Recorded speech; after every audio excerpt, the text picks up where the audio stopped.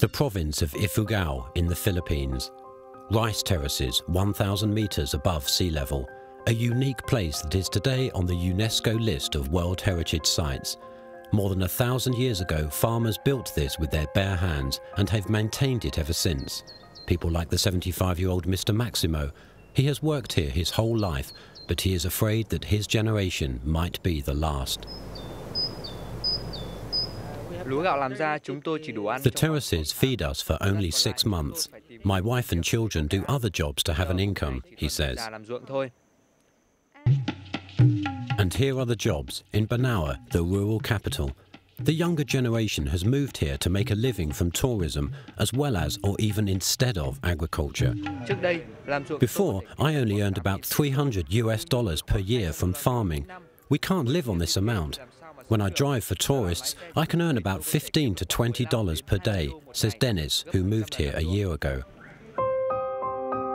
The terraces have to be constantly maintained to prevent erosion, but this essential work isn't done regularly enough.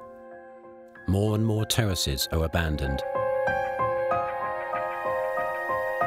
In 1963, 34% of the land consisted of rice terraces and 2% was used for settlement. Whereas in 2010, only 21% remained as rice terraces, while settlements grew to 10%. Will this land be another paradise lost? Unfortunately, oftentimes the people working in tourism are not necessarily the same working in agriculture. And one of the problems we face, and the region is facing, is to really have a better link between tourism and those who maintain the terraces, which are the reason for tourists to come to the area. Josef Zetterler leads an international team of land use and ecological engineering experts. They focus on irrigated rice cultures in Southeast Asia, a project called Legato. In our regions, which is a total of 7 landscapes across Vietnam and the Philippines, we have, let's say, 2 major types of systems. One is the lowland, more intensive rice growing system, where we have problems like for pest control, like pesticide application, but also productivity.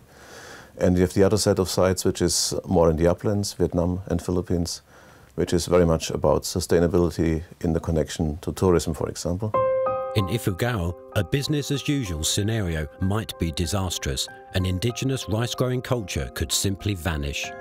The other scenario is kind of, let's say, ecologically oriented tourism, where you somehow also subsidize and support farming in the area because of the attractiveness of the area.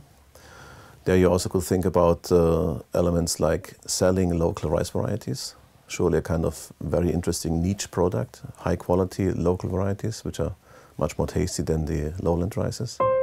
A new generation of farmers who manage to combine and synchronize their half year in the fields with another 6 months in tourism. That could be a sustainable blueprint for this unique place on Earth.